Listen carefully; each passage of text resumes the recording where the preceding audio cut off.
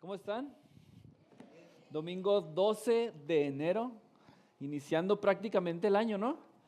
¿Ya arrancaron el año? ¿O todavía les falta un poquito más de tiempo para poder arrancar de lo que están haciendo? Los propósitos, ¿cuántos de ustedes inician el año como con nuevos propósitos? ¿O apuntan sus propósitos? ¿Alguien? ¿Alguien lo hace ya? ¿O ya se perdió eso? ¿Comieron las 12 uvas? ¿No? ¿Qué hicieron entonces? Comimos, sí, comimos muy bien.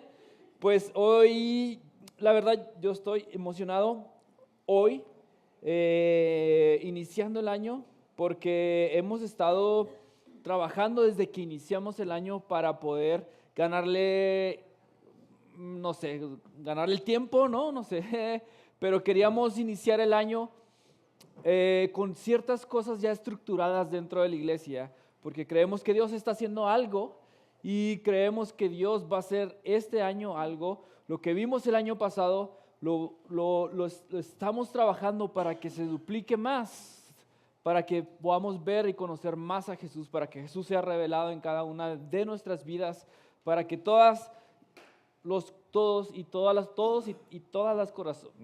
corazones más bien sean llenos del Espíritu Santo. Pero no solo eso, queremos que cada una de las bancas que esté aquí esté el Espíritu Santo ahí. Porque cada vez que una persona venga va a sentir o a presenciar o a experimentar lo que el Espíritu Santo es y lo que Jesús hizo por cada uno de nosotros. Así que este año iniciamos con una serie que me gusta mucho, que la pospuse el año pasado, estuve posponiéndola, pero hoy iniciamos con esta serie que se llama Reconstruyendo la Iglesia. Y es importante lo que vamos a estar hablando aquí, así que les pedí a los de multimedia que me dieran 40 minutos para poder hablar, así que aguántenme un poquito. Voy a tratar de poner las bases hoy y voy a dar alguna información o mucha información, pero que necesitamos entender para poder reconstruir la iglesia. ¿Qué estamos haciendo hoy como sociedad? ¿En qué sociedad estamos viviendo? Y eso es muy, pero muy importante. Y lo primero que vamos a estar viendo es construir una iglesia que se parezca a Jesús. Ese es el tema de hoy, construyendo una iglesia que se parezca a Jesús. Así que para poder construir tenemos que tener claros ciertos puntos importantes dentro del cristianismo. Hoy nuestra cultura tiene un problema con la iglesia, no sé si te has dado cuenta, con la religión, si te has dado cuenta. Vivimos en un momento donde el cristianismo, y esto es grave, ¿no? El cristianismo está en declive. Pero voy a hablar acerca de otras cosas y de qué está en declive, ¿no? Como el cristianismo se luce de esta manera que les estoy diciendo. Pero podemos ver que la demografía de las iglesias católicas, la mayoría de las personas que van ahí son mayores, son adultas, y no tiene nada de malo, ¿no? Pero no vemos una nueva generación que está creciendo, creyendo en el Evangelio, ¿sí? Creyendo en Jesucristo. Ahora, no solamente las iglesias católicas tienen esta demografía, sino que muchos cristianos están adoptando por no participar en las iglesias locales. Ahora como iglesia cristiana vemos a muchas personas que ya no quieren participar. Ahora hay otra cosa más, la moralidad que procedía de la tradición judío-cristiana se está reemplazando por deseos, por sentimientos individuales. Hay muchas cosas que hoy estamos viendo en la sociedad y es compleja, ¿estás de acuerdo? Es como compleja estar hablando muchas veces de todo esto, pero hermanos, durante 12 semanas vamos a estar hablando y me gustaría hablar y estar pintando como una imagen acerca de cómo luce una iglesia que se parece a Jesús. Así que, ¿me acompañas esas 12 semanas para ver lo que estamos haciendo? ¿Qué significa ser iglesia? ¿Qué necesitamos estar haciendo? ¿Cuál es nuestra misión como iglesia? ¿Qué estamos haciendo aquí? ¿Por qué lo hacemos cada semana?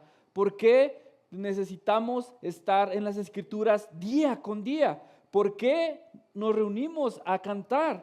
Y todo esto es importantísimo y pareciera que ha perdido significado en cada una de nuestras vidas. O al parecer hemos cambiado un poco de por qué hacemos las cosas y ya no tiene el significado correcto y ya no está haciendo algo en nuestras vidas. Así que para poder hacer esto necesitamos ir a las Escrituras. No hay otra forma de poder nosotros reconstruir la iglesia. Tenemos que hacerlo dentro de las Escrituras. Así que antes de seguir hablando acerca de la cultura, acerca de cómo está la iglesia, necesitamos, como seguidores de Jesús, definir algunos términos, ir a las Escrituras y necesitamos definir estos términos porque ¿saben qué, hermanos? Hoy cada persona puede elegir cómo seguir a Jesús. Cada persona hoy puede definir lo que es iglesia hoy. Vivimos en un momento donde nuestros sentimientos tienen la máxima autoridad. Así que, como recordatorio para nosotros como iglesia, necesitamos entender y permitir que la Biblia dirija nuestros estándares y nuestras definiciones.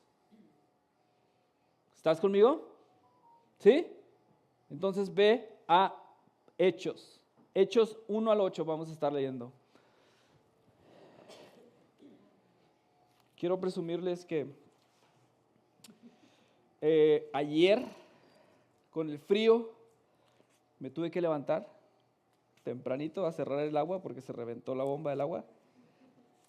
No hubo opción de quedarme ahí más tiempo, pero salí y lo primero que hice fue ir a comprar una Biblia. Tenía Biblia, pero estaba muy chiquita y estaba ya muy vieja. Y lo primero que dije, voy a comprar una Biblia con el primer sueldo que tenga. Y lo hice. Hermanos, sé que estamos en el momento digital. ¿Sí? Tenemos la Biblia gratis, ¿verdad? Y todas las versiones que queramos gratis. Pero te recomiendo que este año compres una Biblia física para que tu celular no te acompañe en tus mañanas y solo te acompañe en las Escrituras, ¿sí? Así que me emocioné mucho cuando la compré, espero que tú la compres y te emociones mucho y la traigas y la leas, ¿sí? Así que vamos a Hechos 1, capítulo 1, del versículo 1 y vamos a leer hasta el versículo 8. ¿Están conmigo? ¿Sí? Ok. En el primer tratado, oh Teófilo, hablé acerca de todas las cosas que Jesús comenzó a hacer y a enseñar, hasta el día en que fue recibido arriba. Después de haber dado mandamientos por el Espíritu Santo a los apóstoles que había escogido, a quienes también, después de haber padecido, se presentó vivo con muchas pruebas indubitables,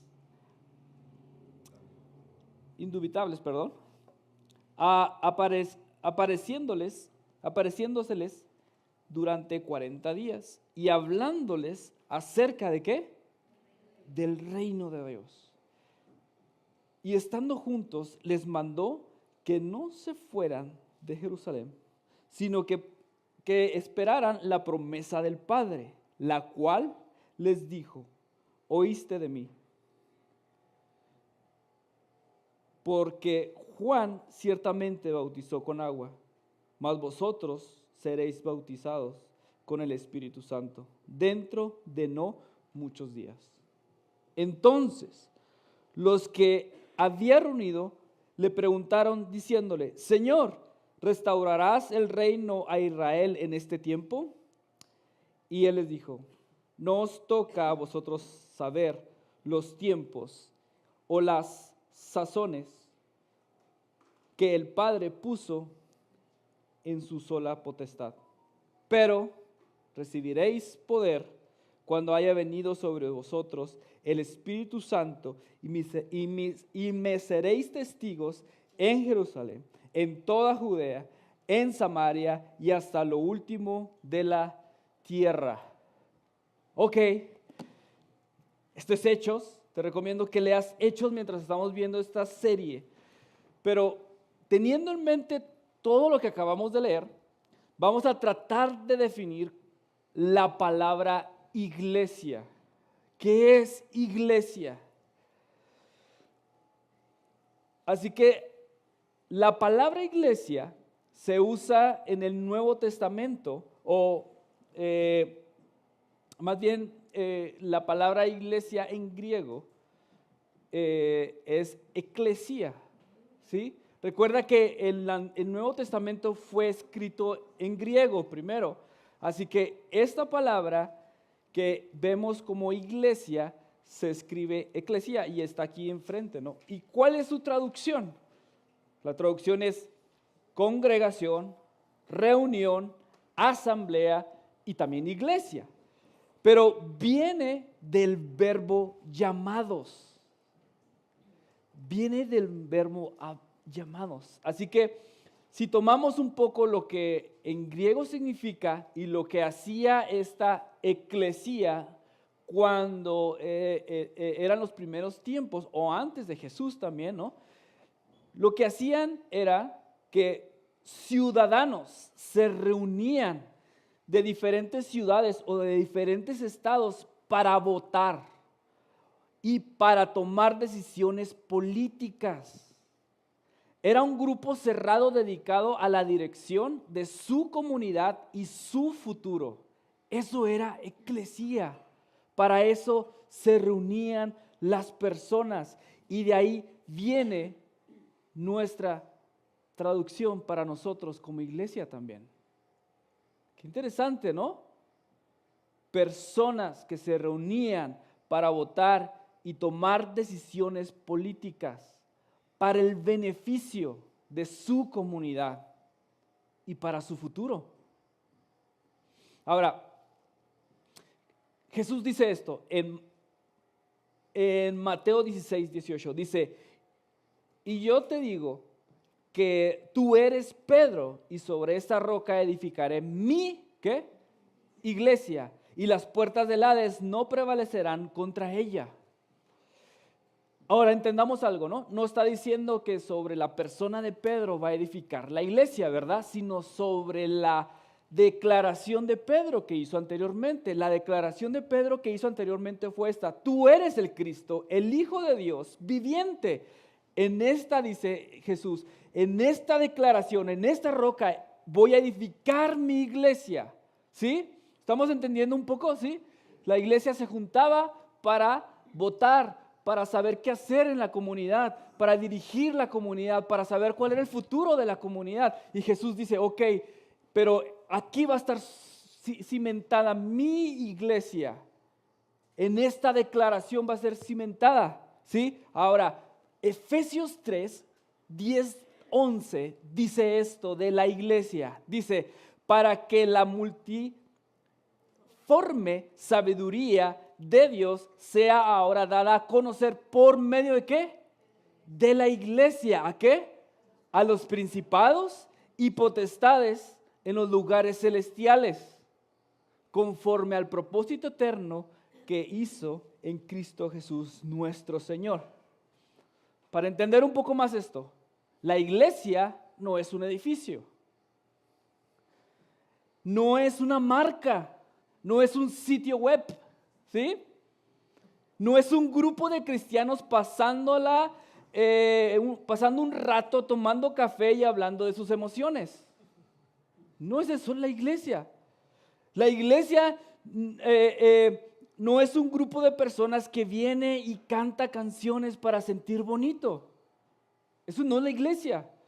Tampoco la iglesia no es una comunidad donde el objetivo es que ciertas personas sean reconocidas y que ciertas personas tengan un puesto de liderazgo y que guíe a la iglesia. Eso no es el propósito de la iglesia. Si lo vemos como nos lo están diciendo, el significado de eclesía.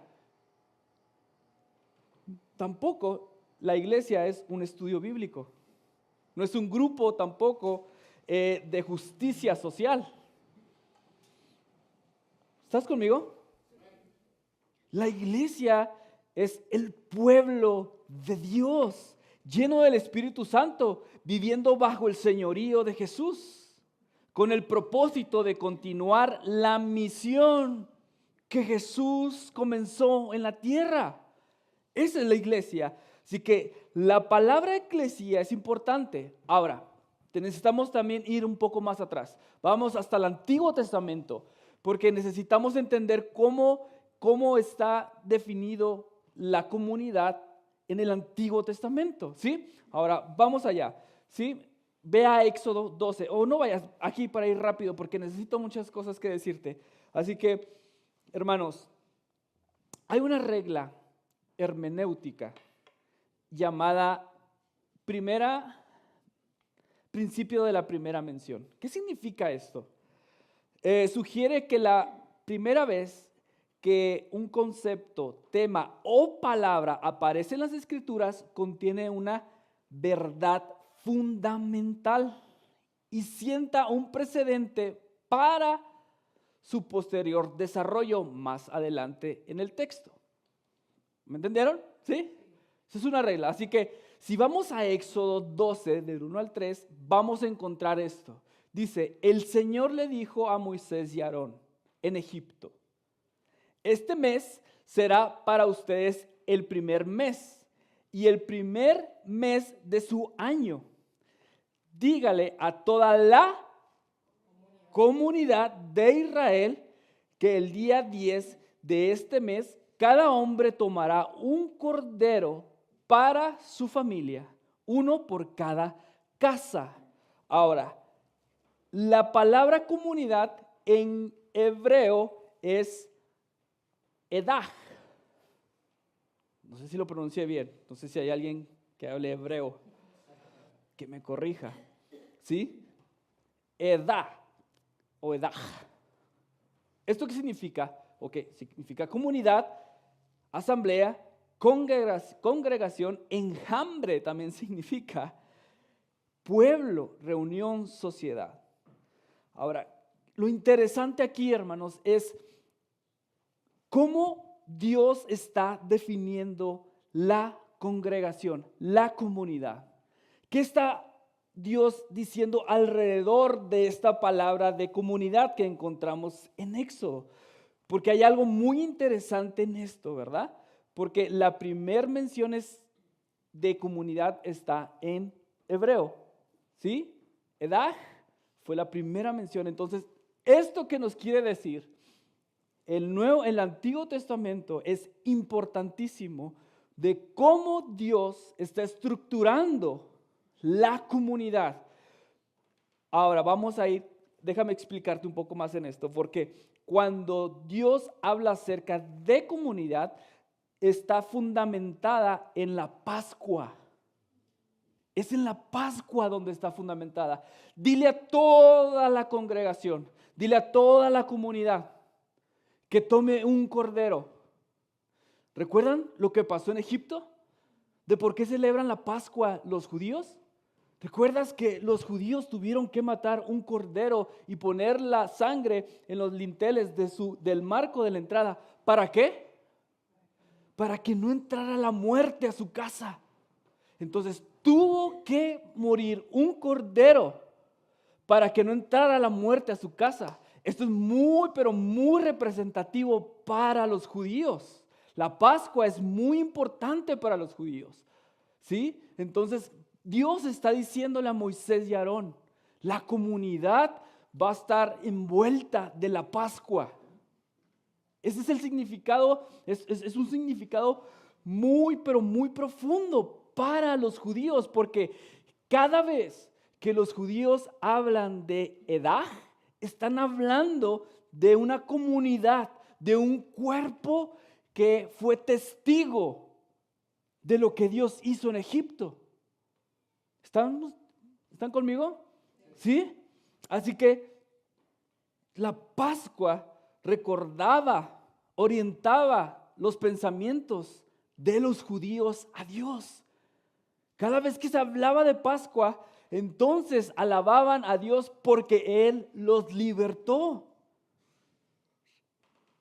La liberación de Israel fue fundamentada para su identidad como comunidad.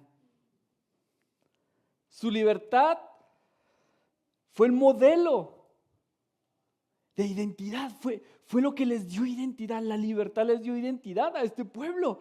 Y Jesús y Dios dice, la comunidad está envuelta por la Pascua. Así que, hermanos, Israel fue llamado para ser apartado.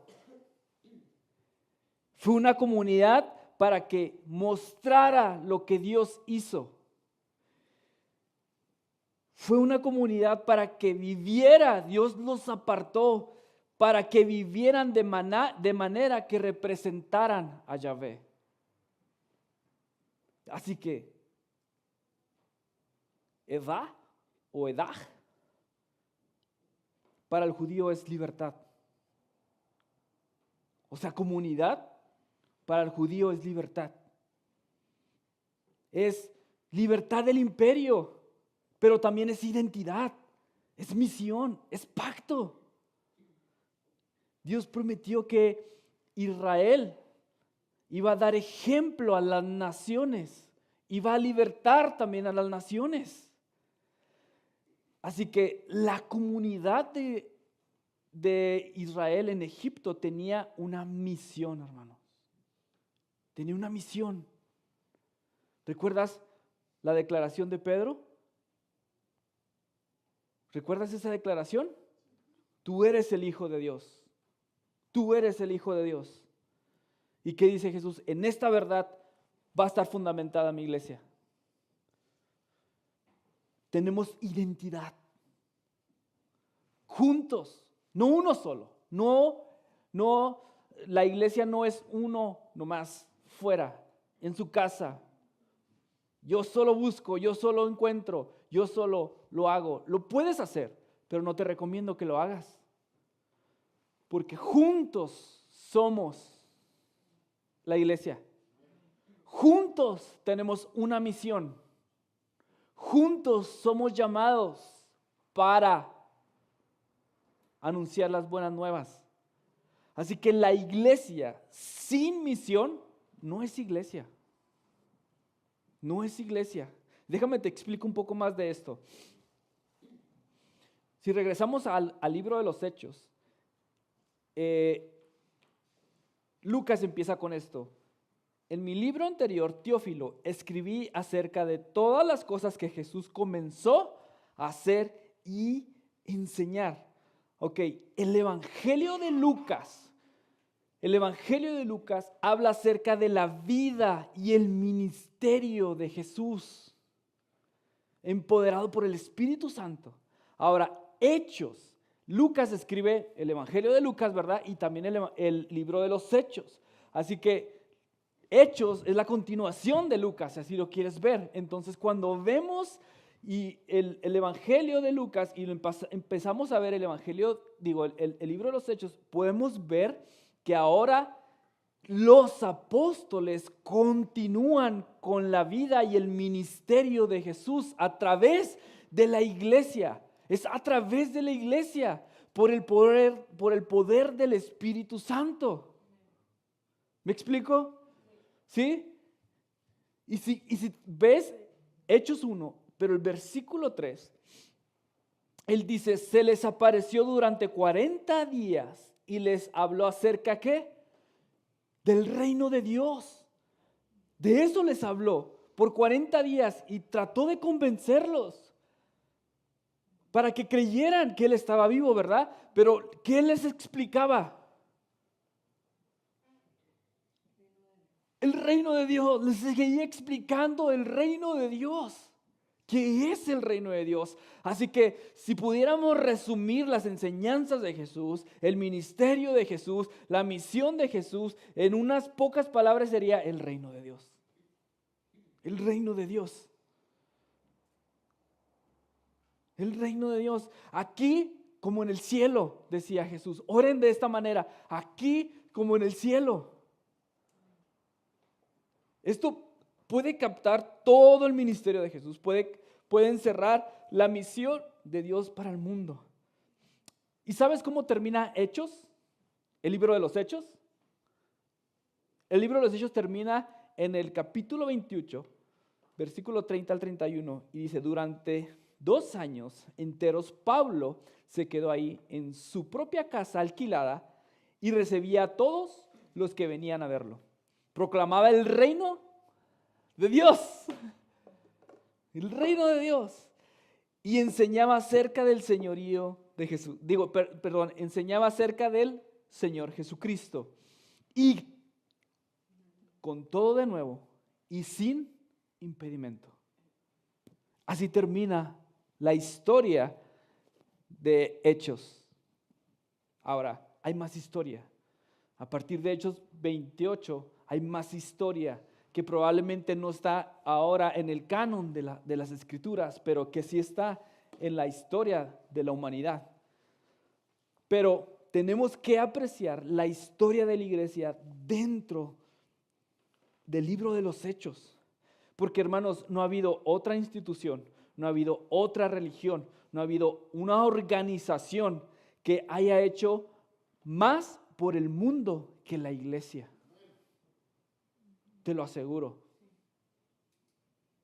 La iglesia puso patas arriba al mundo. La iglesia primitiva cambió la historia. En 30 años, en serio, en 30 años cambió la historia de cómo se veía el mundo. El cielo en la tierra, decían, el cielo en la tierra aquí. Ahora, quiero leerte algo de un sociólogo que estudia el movimiento de la iglesia después de Jesucristo. Y ve cómo capta este sociólogo el movimiento de la iglesia. Dice, el cristianismo sirvió como un movimiento de revitalización que surgió en respuesta a la miseria, el caos y miedo y la brutalidad de la vida en el mundo urbano grecorromano. El cristianismo revitalizó la vida en las ciudades grecorromanas al proporcionar nuevas normas y nuevos propósitos de relaciones sociales capaces de hacer frente a muchos problemas urgentes. A las ciudades llenas de personas sin hogar y empobrecidas, el cristianismo ofreció caridad y esperanza. A las ciudades llenas de recién llegados y extraños, el cristianismo ofreció una base inmediata para el apego. A las ciudades llenas de huérfanos y viudas, el cristianismo proporcionó un nuevo y amplio sentido de familia. A las ciudades desgarradas por los violentos conflictos étnicos, el cristianismo ofreció una nueva base para la solidaridad social. Y a las ciudades enfrentadas a epidemias, incendios y terremotos, el cristianismo ofreció servicios de enfermería eficaces. Porque lo que trajeron no fue simplemente un movimiento urbano, sino una nueva cultura capaz de hacer más tolerable la vida de las ciudades grecorromanas. Qué interesante lo que escribe este sociólogo de cómo se mueve la iglesia en los primeros años. Así se movió la iglesia. Estos cristianos actuaron, hermanos, de una manera diferente. Tenemos que aprender mucho de esto, de lo que nos está escribiendo este sociólogo. ¿Estás conmigo? Y hay unas preguntas interesantes que este sociólogo dice. La primera es, ¿cuántos cristianos crees que había en el año 100 después de Cristo? Se aproxima que había unos 25,000 cristianos. ¿Cuántos cristianos crees que había justo antes de que se apareciera el emperador Constantino digamos en el año 310 después de Cristo, 20 millones.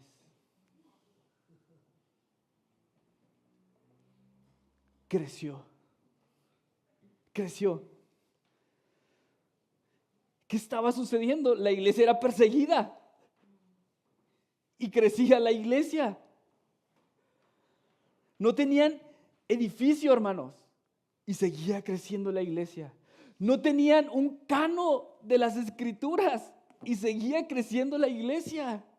No tenían una institución profesionalizada para formar líderes, cursos de liderazgo, no había de ese tipo de cosas. La iglesia crecía. No había un grupo de jóvenes, de adolescentes, de niños, no habría ese tipo de cosas, pero la iglesia crecía. No había, hermanos, una aplicación bíblica para poder estar leyendo las escrituras en muchas versiones. No había, y la iglesia crecía. No había seminarios, no había mercadotecnia para que la iglesia fuera atractiva. La iglesia no era atractiva. No era atractiva. Y la iglesia crecía.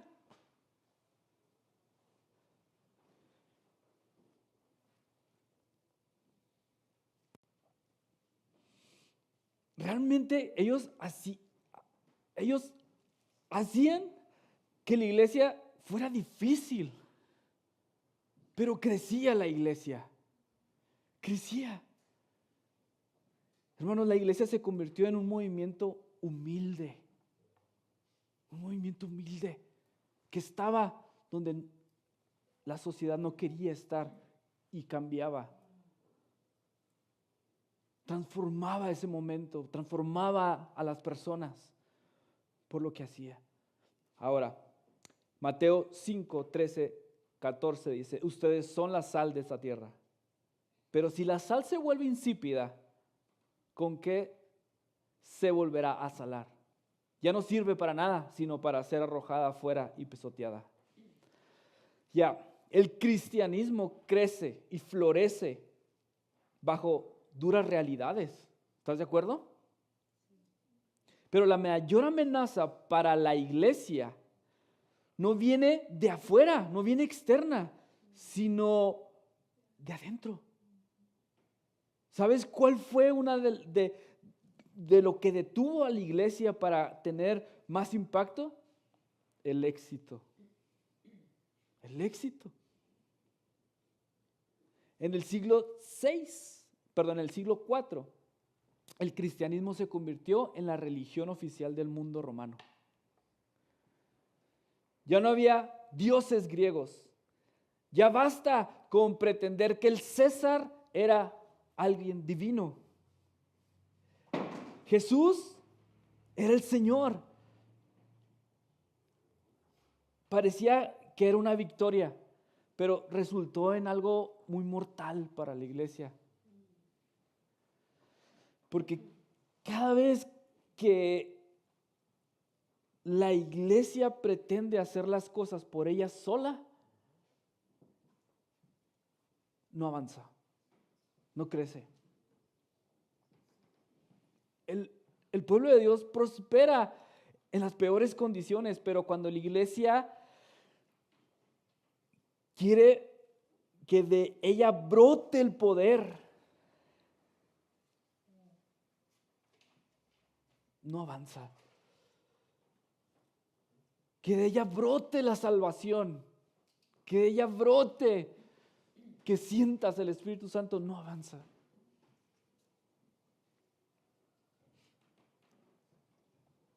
Hermanos, la iglesia ya no estaba entrando al imperio, el imperio entró a la iglesia. En palabras de Jesús perdieron su sal. Perdieron la sal. Ya no salan al mundo. Ahora, si miramos un poco más adelante del siglo IV que te estoy hablando, ¿no? Hay muchos historiadores que decían que la iglesia se iba a extinguir.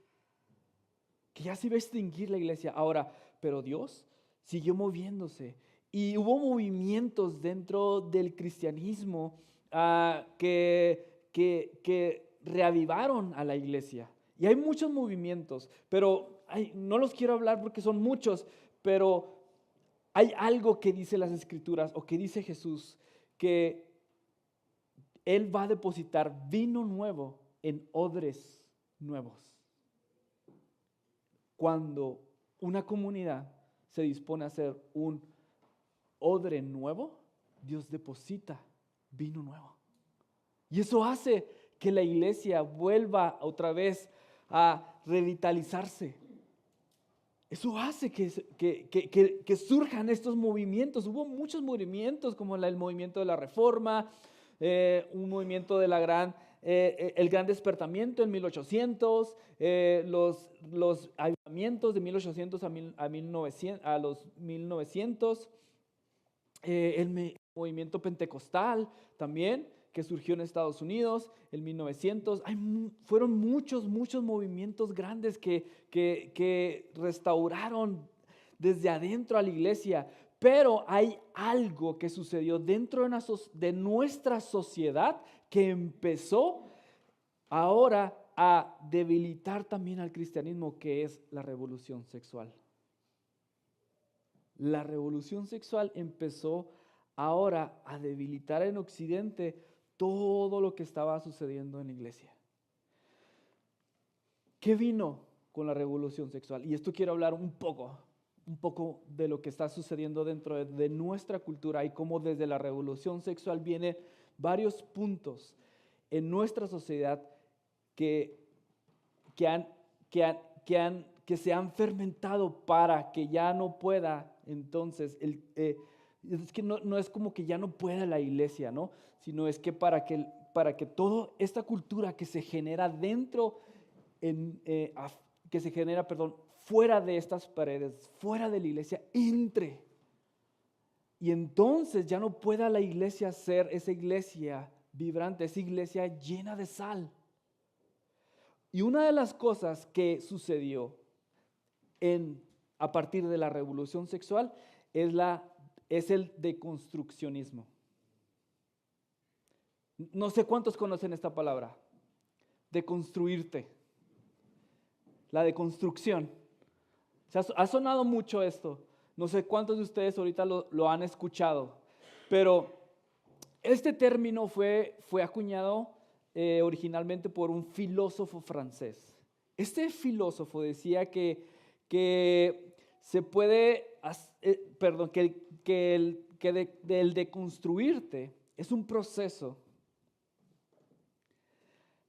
para descubrir las suposiciones ocultas que tenemos sobre el mundo.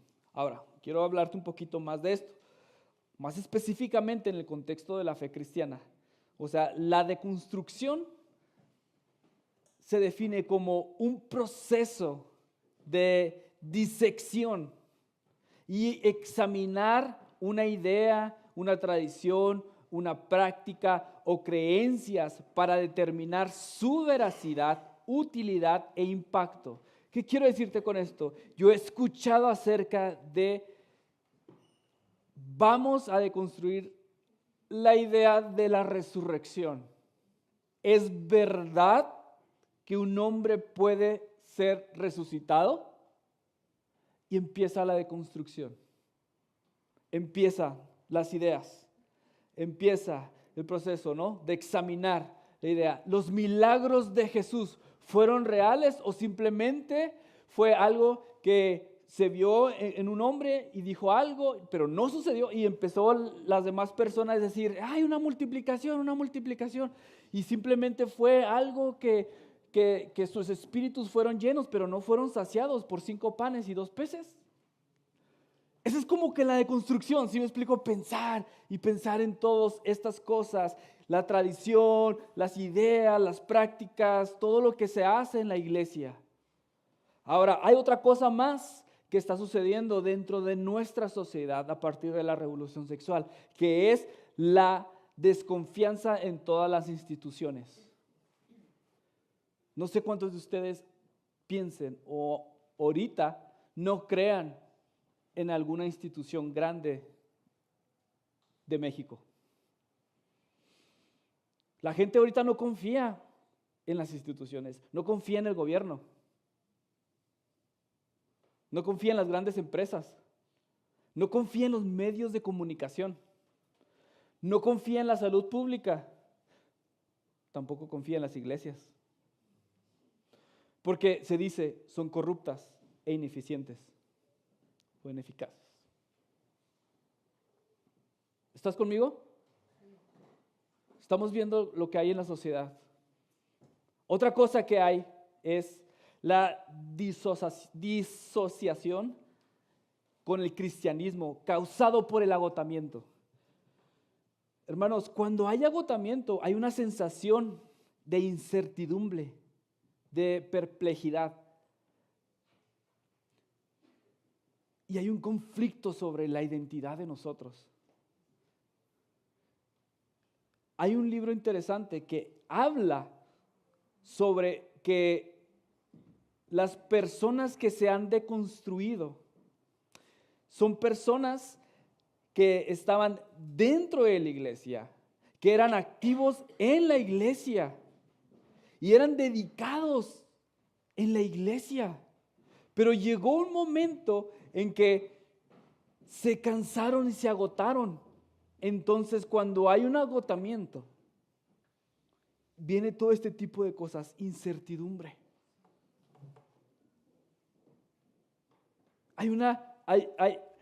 Te empiezas a preguntar, ¿será necesario ir?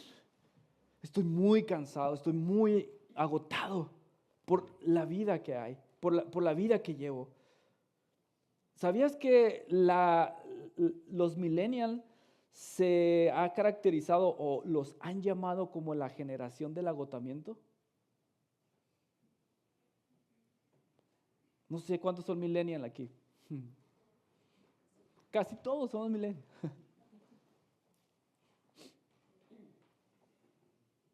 Debemos saber qué está pasando. Ahora, hay otra cosa más. Hay un dolor profundo y hay heridas por la iglesia y el abuso espiritual. La hipocresía es algo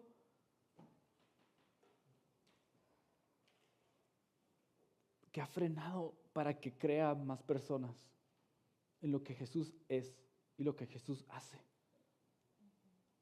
Hay muchas historias acerca de abuso sexual, de traumas dentro de la iglesia, personas con dolor, tradiciones teológicas dentro de la iglesia local. Hay muchas cosas que se ven, hermanos, y necesitamos abrir los ojos. No necesitamos simplemente no escuchar eso, necesitamos escuchar acerca de todo lo que se ha hecho dentro también de la iglesia para no cometer el mismo error. Y es bien duro escuchar lo que se ha hecho dentro de la iglesia. Te lo aseguro, como pastor, he escuchado muchas cosas que nos ha dolido a mí y a mi esposa y hemos hasta llorado por lo que hemos estado escuchando. Pero no podemos simplemente no escuchar. Necesitamos escuchar y ver la realidad que hay para no volver a cometer ese mismo error. Y por último, hay algo en la sociedad que se está gestando mucho. Y es algo interesante porque es sobre el complejo distópico babeliano. Es interesante este término, yo sé ahorita es como que, caray, ¿qué me estás diciendo? Pero es un término que se está gestando hoy en nuestra sociedad y viene del movimiento, hermanos, de encontrar fácilmente las preguntas difíciles.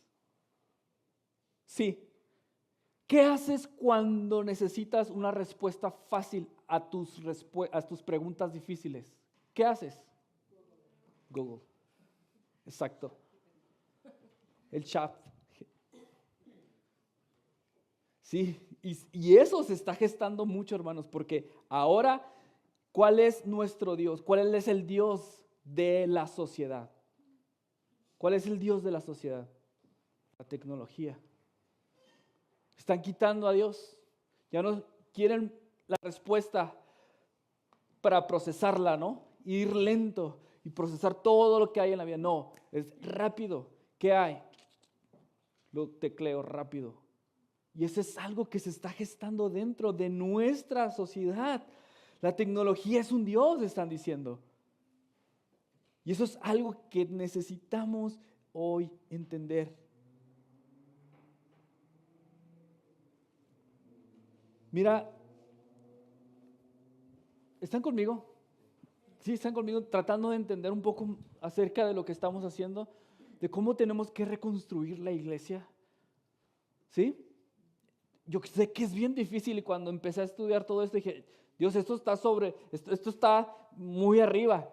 ¿Cómo puedo hacer? Y entonces empezamos a escudriñar las escrituras y empezamos a ver cómo Dios nos decía, yo tengo todos los recursos que la iglesia necesita para vivir en esta época y reconstruir la iglesia y para que la iglesia continúe con su misión. ¿Sí? Así que, hermanos, ve lo que hoy, no, a lo que hoy nos estamos enfrentando. Dice esta persona, dice, lo que tenemos es una sociedad pagana cuya vida pública está regida por creencias que son falsas. Y como no es un paganismo precristiano, sino es paganismo nacido del rechazo del cristianismo, es mucho más duro y resistente al evangelio que los paganos precristianos con los que los misioneros extranjeros han estado en contacto durante los últimos 200 años. Aquí, sin posibilidad de duda, se encuentra la frontera misionera más desafiante de nuestros tiempos. ¿Están conmigo? Es diferente. Yo había creído que la iglesia se había enfrentado a lo que hoy nos estamos enfrentando. Pero esto me cambia la perspectiva. Nos estamos enfrentando a otra cosa. A un paganismo que rechazó ya el cristianismo. Ya escuchó el evangelio. Sé que hay muchos países que no lo han escuchado y sé que necesitan escucharlo. Pero en el occidente, la mayoría ha escuchado el cristianismo y lo han rechazado. A eso nos enfrentamos. Qué desafío, ¿no? ¿Qué hacemos? ¿Aceptamos las condiciones que hoy nos está poniendo la sociedad? ¿Vivimos como una iglesia desesperada? ¿Encerrándonos? ¿Deconstruimos todo lo que está en la iglesia para que de nosotros surja una nueva iglesia? ¿Qué hacemos, hermano? La gente piensa realmente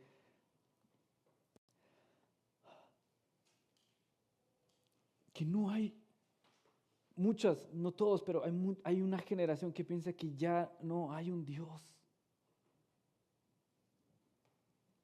Que Dios ya les falló y que esa no es la respuesta y que tiene que existir otra cosa más que les dé respuesta. La gente realmente está pensando eso. Necesitamos conocerlo a lo que nos estamos enfrentándonos. Así que hoy necesitamos empezar a reconstruir una iglesia que se parezca más a Jesús. ¿Qué hacemos? Hechos 1:8. Pero recibiréis poder cuando haya venido sobre ustedes el Espíritu Santo y me seréis, ¿qué?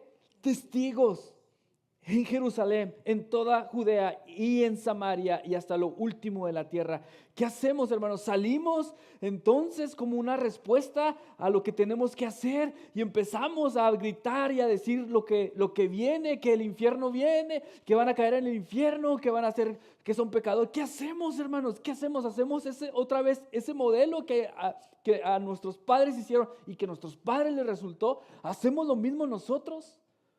¿O empezamos a hacer lo que la iglesia hizo: hacer testigos. Hacer testigos. Testigos viene de la palabra mártir. Hacer mártires. ¿Volvemos a ser mártires? Mártir es aquel que testifica la evidencia de una historia y un acontecimiento. Testigo es aquella persona que afirma la verdad, la belleza, la vida, la bondad, la justicia, la rectitud y al Cristo resucitado. Un testigo se vuelve irresistible y atractivo para los demás a su alrededor a través de vivir como Cristo mandó que viviéramos. Un testigo es vivir con una presencia fiel a Jesús en el mundo. Es vivir bajo una presencia redentora. Tu vida tiene que apuntar a Jesús. No podemos morir por Jesús a menos que primero vivamos por Jesús. Testigos significa una persona devota, comprometida, empoderada por, viviendo con Jesús todos los días. Testigo significa renunciar a su vida por la causa de Jesús, marcados por la presencia y entregados a su presencia. Testigo significa caminar por el camino de Jesús.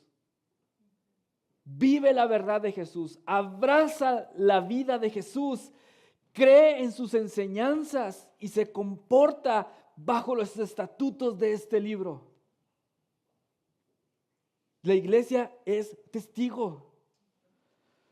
Únete, hermanos, ya. Unámonos ya para ser testigos y seguir a Jesús.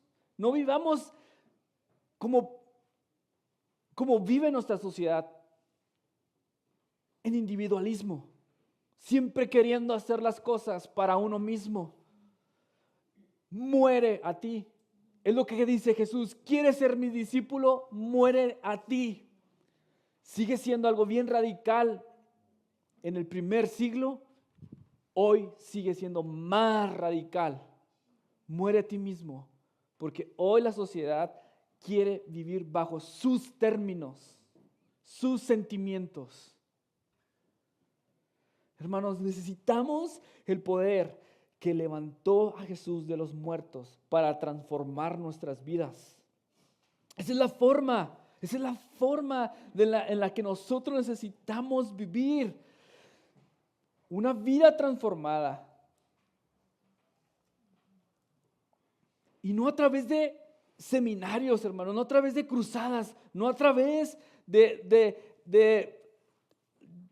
estar queriendo simplemente preservar la tradición, sino, hermanos, trayendo el reino a la tierra. Nosotros vivimos como testigos, hermanos. Somos una iglesia local que hemos trabajado por 9 años para bendecir a los que nos rodean. Hemos abierto la iglesia para personas que han sido rechazadas por la religión. Hemos tratado y hemos tratado con todas nuestras fuerzas presentar a Jesús a cada una de las personas. Hemos dado ropa al que tenía frío. Hemos dado comida a los migrantes. Hemos dado más de 50 despensas cada año a personas que asisten en jardín, y los que no asisten en jardín también les hemos dado. Hemos dado o pagado recibos y a personas que no tenían cómo pagar su luz o su agua, les hemos dado. Hemos reparado autos a personas de jardín que se les han descompuesto. Hemos visto milagros de fertilidad. Hemos visto sanidades de rodillas, de hombro, de dedos. Hemos dado palabra de sabiduría, de ciencia a personas. Hermanos, eso es ser testigo de Cristo. Ese es el objetivo, transformar el mundo. No porque queremos nosotros, sino es por Cristo. Es vivir como Jesús, para Jesús, ser transformados por su amor. Deja transformar, que Dios te transforme a través de su amor.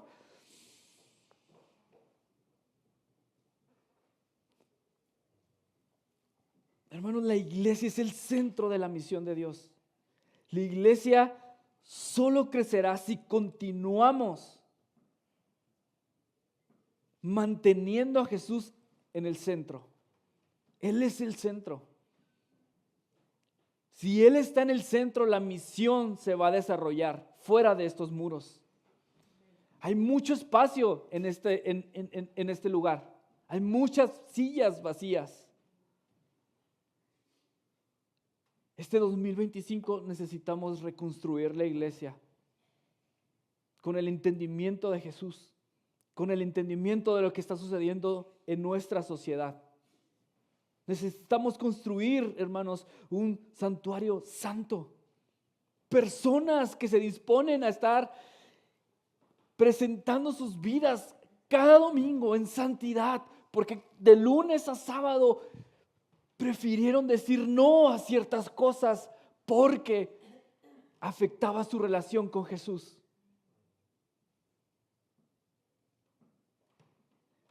Estamos construyendo la iglesia.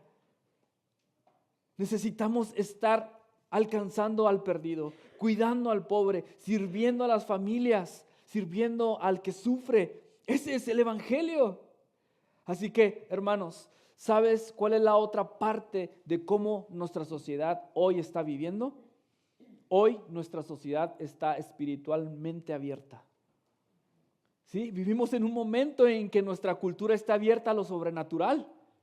Hay muchos buscando espiritualidad.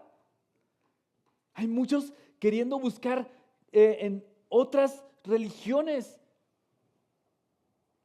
un milagro. Hay muchas personas también que están buscando respuesta y siguen buscando, aunque sigan buscando en la ciencia, hermanos, no encontrarán la verdadera respuesta, la verdadera verdad. Aunque sigan buscando en el Google, no hay respuesta para la vida que procede desde adentro hacia afuera. Hermanos, la tercera cosa es que hay un anhelo hay un anhelo por comunidad. Hay un anhelo, hermanos, en nuestra sociedad que está sufriendo, que necesita ser parte de algo, y nosotros necesitamos hacerlos parte de. ¿Por qué no te pones sobre tus pies?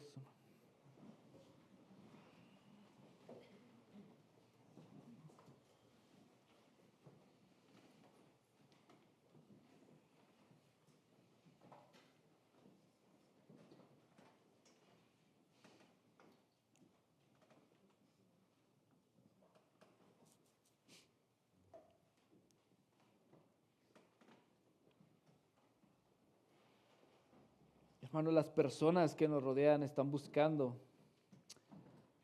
un poder para ser cambiados. Jesús nos da poder del Espíritu Santo para cambiar nuestras vidas.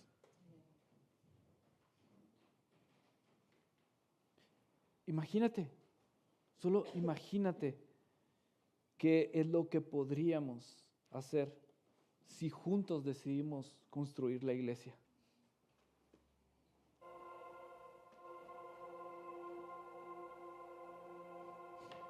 En las próximas semanas vamos a estar hablando un poco de esto.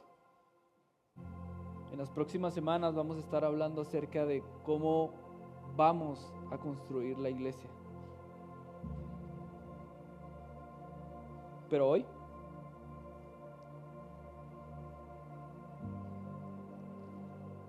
¿qué hacemos hoy?